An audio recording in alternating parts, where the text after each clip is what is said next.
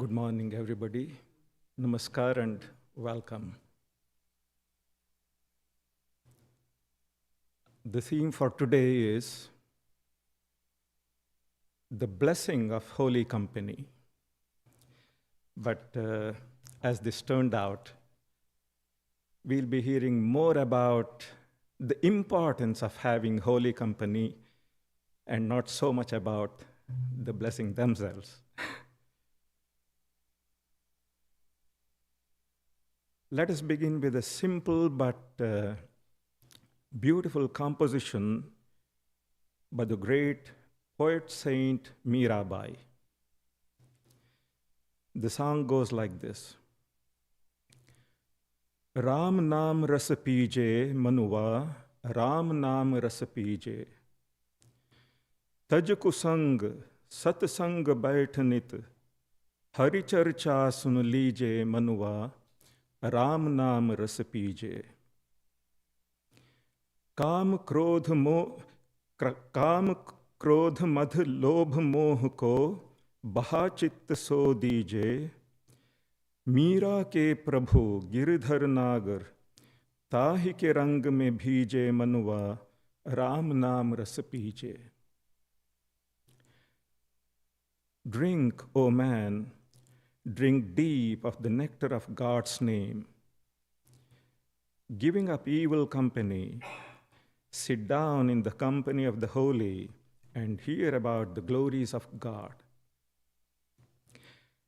Banish lust, anger, greed, pride, and infatuation from your mind and dip it in the dye that is Mira's Lord.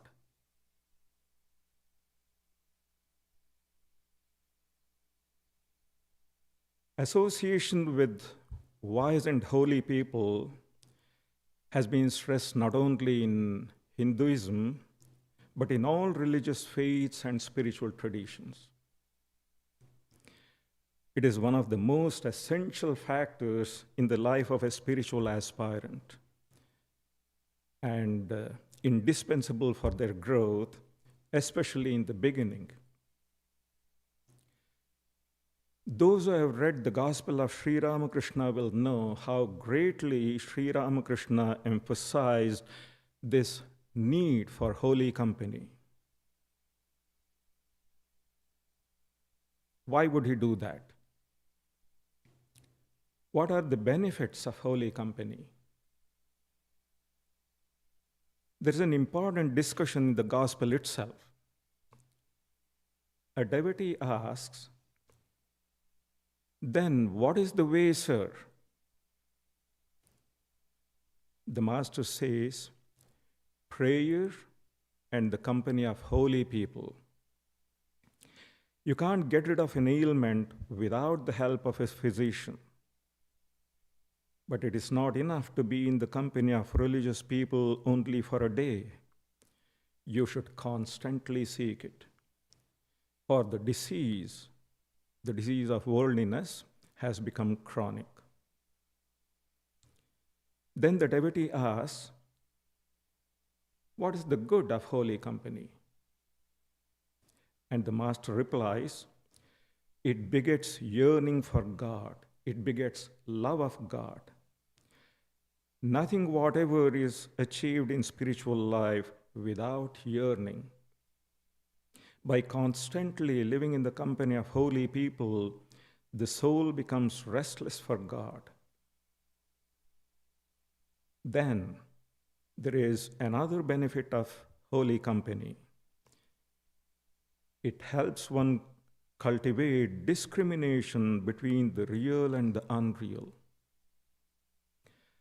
God alone is the real, that is to say, the eternal substance, and the world is unreal, that is to say, transitory.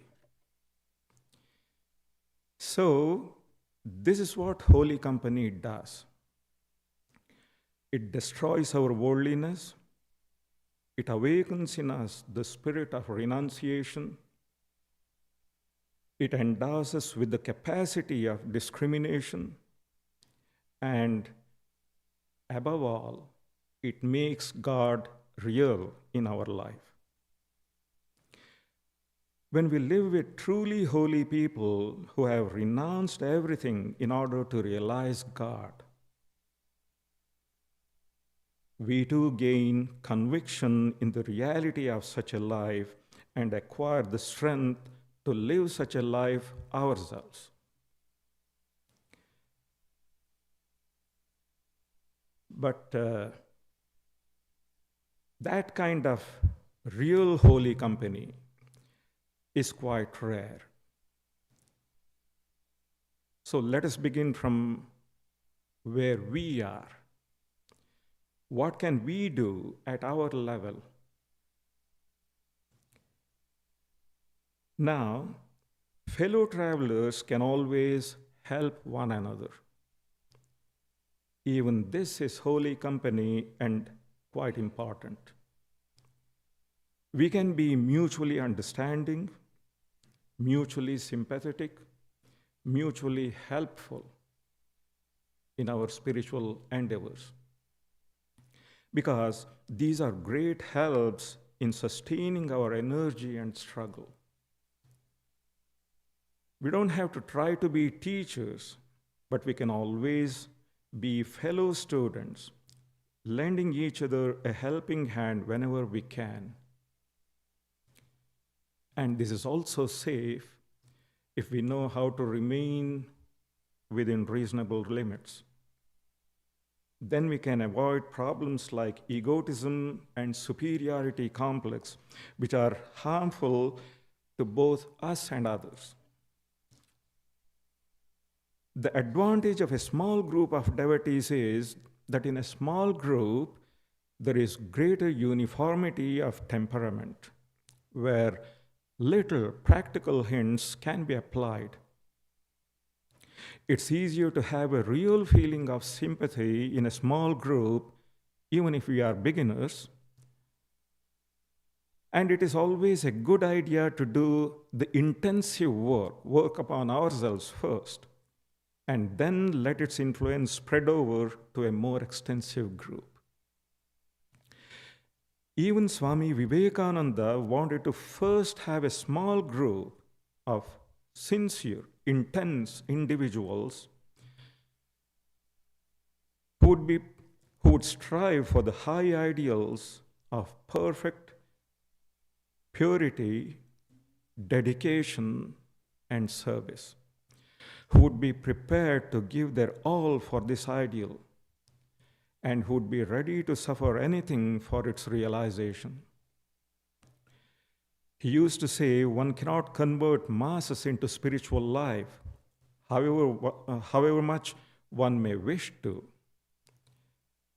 But we can perhaps change the lives of a few sincere people whose time for change has come.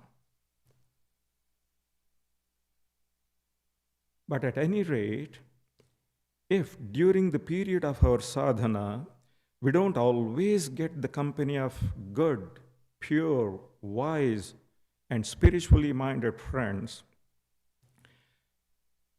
let us at least not seek the company of fools. That is to say, worldly minded people. Because their unspiritual vibrations do affect us in our present state, though we may not know it and think nothing has happened. When some lay devotees of Sri Ramakrishna complained to the young Swami Vivekananda at Baranagar Mutt that since they hadn't succeeded in realizing God, they had better go back to their families and live like good householders, Swamiji replied spiritedly, "What? If I can't find Ram, should I go to Shyam for that reason? If I can't realize God, does that mean that I should go back to the world? Never." Ashokanandaji says, a reversal of ideals is deadly. A reversal of ideals is deadly. So that is the attitude we have to have. But ordinarily, people crave the company of somebody, anybody, even if it is not good. They just don't want to be alone, and that is the whole trouble. There's a saying in Sanskrit, it is far better to roam in the wilderness with brutes than to live in the company of fools, even in heaven. One sure sign of spiritual progress is that the devotee wants to hear and speak only of God and spiritual matters. If we find that a devotee is fond of worldly company and worldly talk, there is something wrong with his devotion. Because an external thing can only attract me when there is an inner hankering, or at least a consent. Birds of the same feather flock together because they have the same mentality. Those who are truly spiritual cannot relish the talk and company of worldly-minded people. Worldly-minded people may appear very clever and smart, but most of their choices and judgments prove to be unwise in the long run. So, spiritual aspirants should take care that they don't spend too much time in the company of clever fools. This is very important because we all have a weakness there. However, there is no need to condemn others. The aspirant may not mix with everybody indiscriminately, but there should never be any condemnation. We don't have to criticize others as worldly and develop a superiority complex. That kind of holier than thou attitude, that attitude which eventually makes us arrogant and careless, that is one of the worst things that could happen to us. So, all that is meant is that we must guard ourselves from unspiritual influences in order to protect our own weak spirituality. Unless we have advanced much and developed enough spiritual power to influence others, it is not safe for us to associate with the wrong sort of people. God exists in all beings, no doubt, but certain manifestations of His are not safe for us in our present condition. Let us salute them from a safe distance. But then, there are difficult situations in life when we can't avoid being in the company of such people. Then what? Even then, we should never look down upon them or show contempt. Let us just be wide awake and prayerful. It's like raising a strong mental barrier within, protecting ourselves with a kind of invisible inner shield. Let us pray intensely, practice some rigorous self-analysis, and try to keep the bad impressions out without letting them gain entry. Serious sadhakas practice prayer and discrimination constantly. It is a habit with them. Yatishwarananda ji used to say, we should always be in a mood to withdraw, to retreat to safety within, like a baby kangaroo. The moment the baby kangaroo senses danger, it jumps into its mother's pouch and is safe. In the same way, we too must be prepared to fly into God's arms as soon as we sense danger.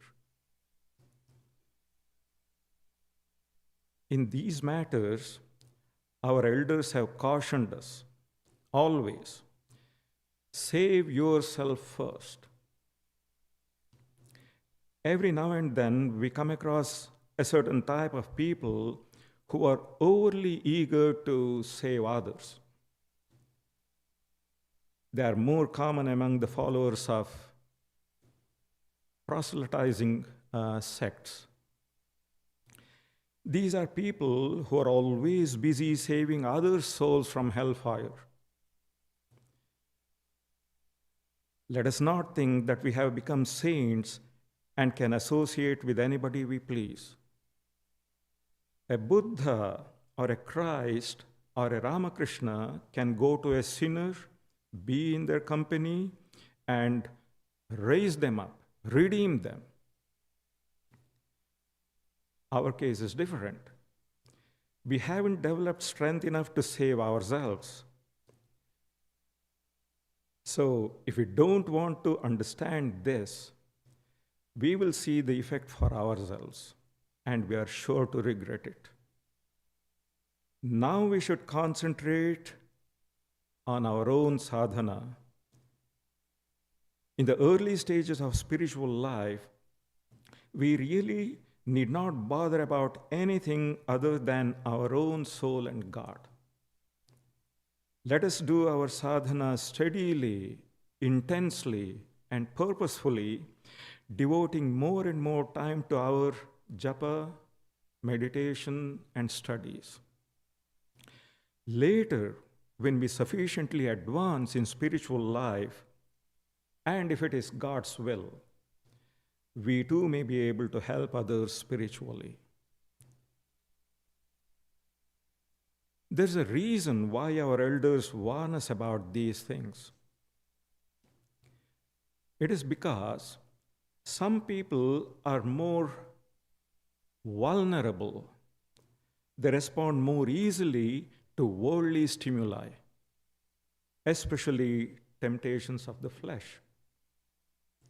Such people must be extra careful in choosing their friends. You know, Sri Ramakrishna's disciple, Latu, Adbhutanandaji Maharaj. Before meeting the master, he had spent his boyhood in the lower strata of society as a poor shepherd boy. He had been familiar with sights of drunkenness and all that goes with it.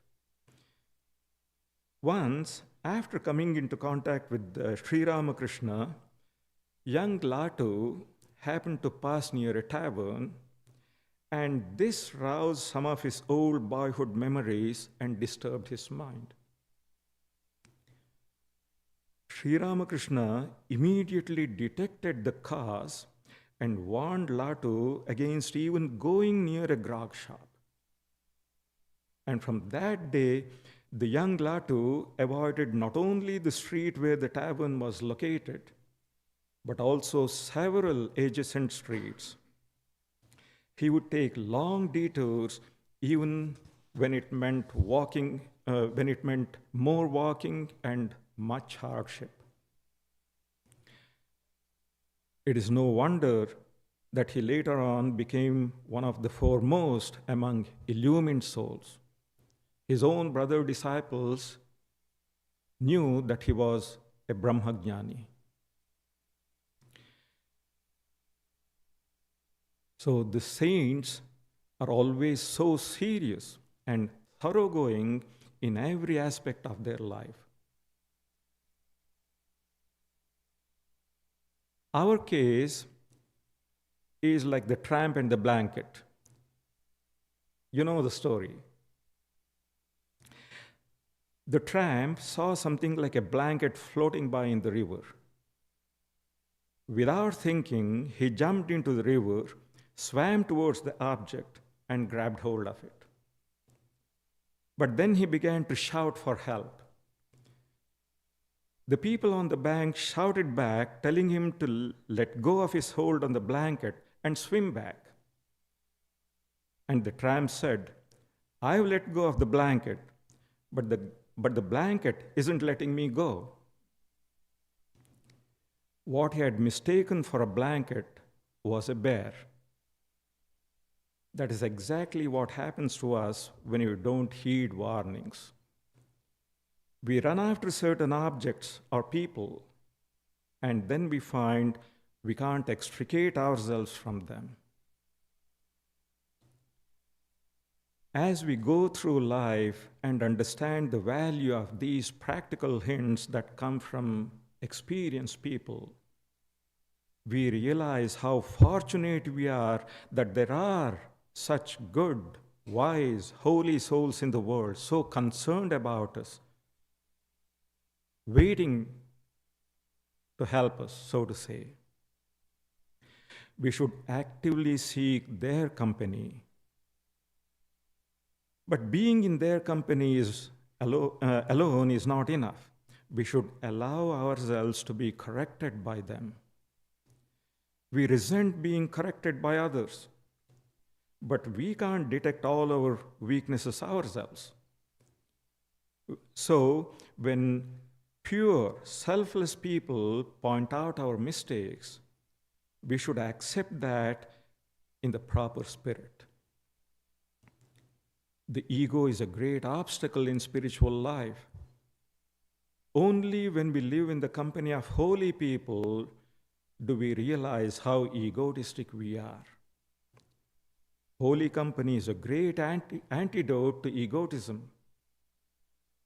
In fact, it is no exaggeration to say that these holy people know more about us, about our psychology, than we do ourselves.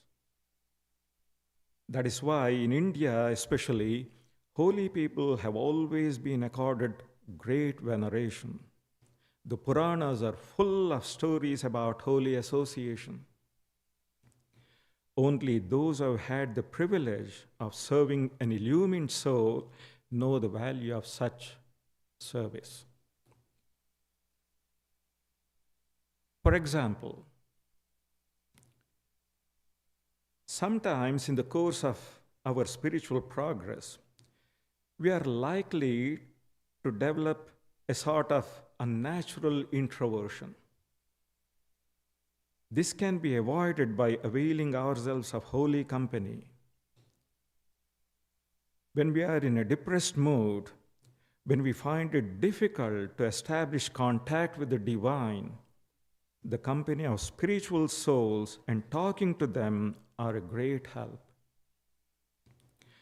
If introversion becomes morbid, people want to avoid the company of even spiritual people. But on the other hand, people who are too extroverted go to ashrams and visit sadhus just to gossip and kill time. But if our nature is more or less balanced, we can enjoy the company of other pure-souled spiritual aspirants, discuss spiritual matters with them, and strengthen our own faith and spiritual fervor. Sri Ramakrishna always encouraged his disciples to meet one another. However, even when we associate ourselves with holy people, we should remember that behind our human connections, there is a divine connection, a divine relationship. We should keep in mind that the Lord dwells in all, and it is He who is the connecting link between us. We should always try to establish our relationship with others through the divine. Sri Ramakrishna had boundless love for his disciples, but that love was based on the awareness of the oneness of humanity with God. One day he told his favorite disciple, Narendra, without seeing whom he found it hard even to pass a single day. To that favorite Narendra, he said, I love you because I see Narayana in you. And the day I won't see Narayana in you, I won't be able to look at your face. So that is pure spiritual kinship that is free from even a trace of worldly attachment. Now, the best and most helpful holy company we can think of is the company of an illumined guru. Those who get the guidance of an illumined guru are indeed blessed. But there also, it's not enough merely to come in contact with such a guru and receive some instruction from him. One's attitude towards one guru is very important and makes a huge difference. One should follow the guru's teachings with great faith, of course, but one should also take care not to get too attached to him emotionally or cling to his outer form. A true guru also wishes his disciples to love God more than himself and regard him only as an instrument of God. The real guru who reveals the truth to us is in our own heart, as Sri Ramakrishna said, and he is no other than God himself. His message often comes through some person who is also called a guru. That is why God is sometimes called the Guru of all gurus. Let us not expect too much from the external guru and become a burden to him. Instead, let us learn to be in tune with the inner guru, the God who dwells in us as the soul of our souls, and try to draw knowledge and inspiration from him. We can look upon our Ishtadevata as the Guru of Gurus. So, both teacher and pupil should try to be as impersonal as possible in their outlook. This becomes possible if the teacher tries to see the divine in the student, and the student also tries to feel the divine in the teacher. Each should try to think of the other not as a person, but as a manifestation of the divine principle, and oneself also as such. If we do this, then this outlook gradually develops, expands to include everything and every being. This is actually the beginning of practical Vedanta. The Lord comes to the teacher in the form of the pupil, and the teacher should also see God in them more than their personalities. The pupil should recognize the divinity of the one who brings the message and also in oneself. It is then that the teaching becomes fruitful and one is able to realize the same divine presence in all. This is how we can begin to spiritualize our lives. That is what I was trying to say. It is easy to glorify one's guru as Brahma, Vishnu, Maheshwara, the Supreme Brahman itself. We have no idea that the scriptures say such things from the spiritual standpoint and never from the physical point of view. It is when we forget this vital point that we fall into the danger of forming fanatical guru cults. The trouble with us is being identified with our own bodies and personalities. We perhaps acquire a little devotion for a particular deity whom we think of as male or female and remain satisfied there. And if we happen to have a spiritual teacher, we cling to the form and personality of the teacher also.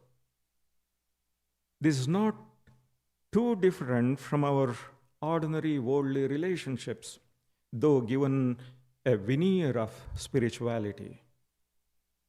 however useful it may be in the beginning, this spiritual worldliness must be transcended.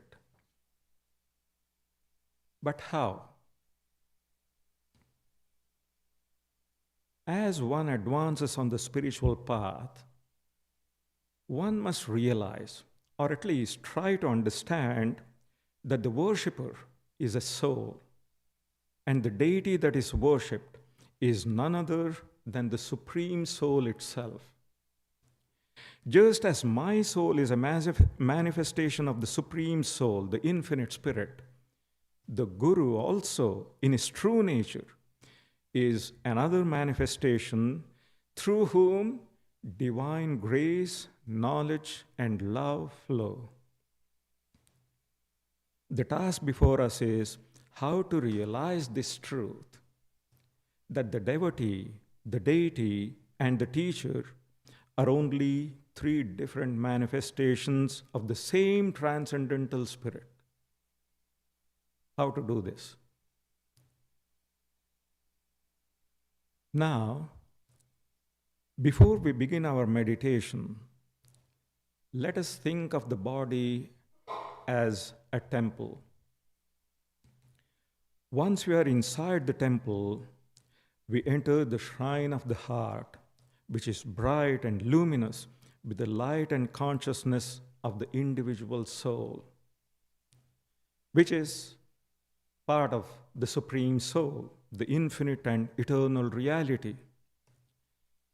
Then we merge our body, mind, and the entire world into this infinite reality and try to vividly visualize that we are like little spheres of light and consciousness, interpenetrated, permeated by the light and consciousness of that infinite reality.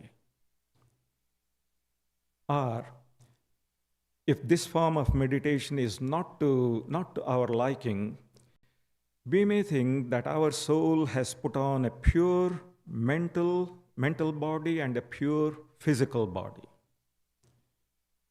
and that the Supreme Spirit takes the form of the Guru on one side and of the chosen deity on the other. After saluting the Guru, we merge the Guru's personality in the chosen deity and meditate on it while repeating our mantra. This is what we are taught during our spiritual initiation. The first step is Rupa Dhyana, meditation on the luminous and blissful form of the deity. The next is Guna Dhyana, meditation on the infinite auspicious attributes of the deity, like infinite purity, knowledge, love, and bliss. The last stage is Swarupa Dhyana, meditation on the all-pervading infinite reality of which the devotee, the Guru, and the deity are only different manifestations. But the background of the infinite spirit, should be kept in mind in all stages of meditation. The seeker should always remember that idolizing a human form and blind worship of a human personality are stumbling blocks in spiritual progress, which is harmful to both disciple and teacher. A true teacher is a free soul who would very much like to see all his disciples stand on their own feet, realize their divine nature, and solve their individual problems themselves by developing a spiritual outlook. If the disciples cling to the Guru's personality and keep looking up to him for help and guidance at every step, he is sure to feel the weight, the drag, and perhaps regrets his inability to make them strong and free like himself. A good guru will rather have one free soul as his disciple than a horde of them depending on him and following him blindly. It is for this reason that a wise spiritual teacher discourages sentimental personal service. All too often, disciples forget that following the ideal and living the life are far more important than attending the guru in person. So we should train ourselves in such a way that instead of depending too much on the external guru, we rely more and more on the indwelling guru. We must reach a level of spiritual consciousness that we can maintain whether the guru is alive in this world or has passed on. As Sri Ramakrishna said, from one room to another, meaning from the plane of physical consciousness to the subtle one. The danger of falling into the trap of the guru cult can be avoided only by meditating on the infinite, formless spirit, Sat-Chit Ananda. Even when we are on the plane of personality, even then, we should stress the spirit more and the form less. It is good to meditate on the formless spirit, merging all forms in it, and try to become established in that plane of consciousness through repeated practice. This helps not only the disciple, but also the guru in realizing freedom and peace. Anyway, let me return to the main topic, the blessings of holy company. One great benefit that no amount of self-discipline or study of books can give is this. Through holy association, one's dormant good samskaras are aroused and the bad ones are suppressed. The Bhagavata says, holy sages are the greatest purifiers. Holy waters take a long time to purify the soul, but contact with a holy person frees one from impurity in no time. It is these holy people who make holy places holy, for they carry the divine being in their hearts. That is what it says in the Bhagavata. It also says there in the Bhagavata that the gopis of Vrindavan were at first ignorant of Krishna's divine nature. They were first attracted by his physical beauty and wanted to have him as their lover. But contact with Krishna brought about a great transformation in them. Their carnality was soon replaced by pure love, a love for him, and in the end, they attained illumination by his grace. So, if ever we come into close contact with an advanced soul, we should know that God has showered his grace upon us. That grace may be withdrawn any time if we are unworthy of it. And we may not get another chance for a long, long time. So the company of illumined souls is extremely rare, but invaluable. We have no idea of their boundless love. If we read the life stories of Sri Ramakrishna's monastic disciples, we will get an idea how profoundly concerned they were with the problems of those like us. How to help us, how to set us firmly on the path, and so forth. There is no return for such love. It is marvelous. There is no repaying it. It must always remain unpaid. Only this is love, pure, genuine love. Love that only gives and asks nothing for itself. There's a world of difference between that love and ordinary worldly relationships that we call love, which in reality is just self-seeking in some form or other. Those who have experienced that love say you can never understand it unless you experience it yourself. So, no doubt God dwells in all, but as Sri Ramakrishna said, God is especially manifest in the hearts of the pure and holy, particularly in illumined souls. That is why they exert such tremendous influence on others, something which ordinary good people just cannot do. They are like live electrical cables connected to the powerhouse, always in conscious contact with the divine. They are always in direct touch with God. And when we come in touch with these souls, it is like touching a live wire. We come in contact with God Himself, who is always present in them. It is just as Christ said, "He who sees me sees Him that sent me."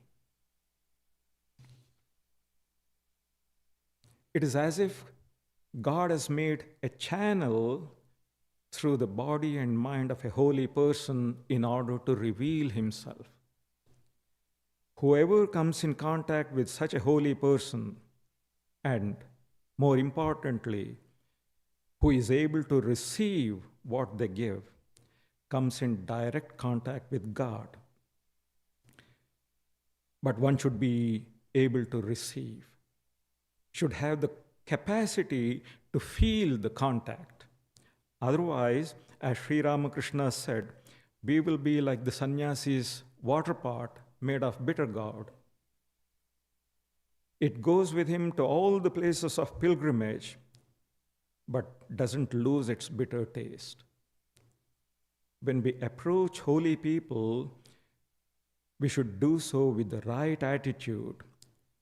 We should be in the right mood, open to receive their blessings.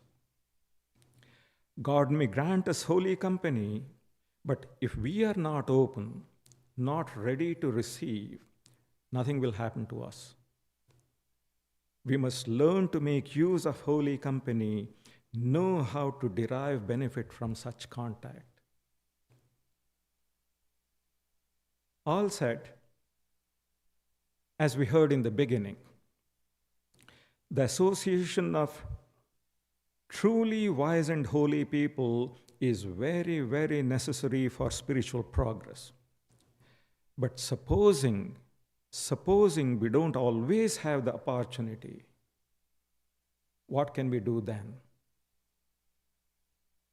We can be in the divine company of our own Ishtadevata, of our own chosen deity, on whom we meditate every day. Let us learn to talk to our Ishtadevata. Whenever we feel the need for company, let us think of the Lord, pray to Him, and repeat His name. He is the soul of our souls. Let us try to maintain contact with this indwelling God.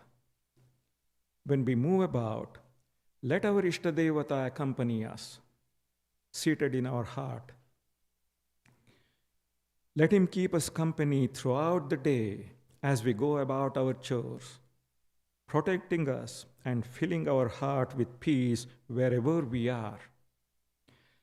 Let us try not to forget Him under any circumstances. If we can remain in touch with the divine in this way, then holy company as such may not always be so necessary. Generally speaking, we are afraid of being alone. We always need company of some kind or other. We like to talk to others and make others talk to us. The main cause of this tendency is strong identification with one's own little self, the ego. The ego, as you know, is a bundle of thoughts, memories, and impulses. So it needs some kind of expression always. Ordinarily, we try to hold the ego together, taking support from others. But those who have succeeded in integrating their personality from within, they don't need such external supports. Their center of gravity lies wholly within. And the best integrating power that we can think of is our own Atman. There is actually no need to run after this person or that for one's own peaceful existence.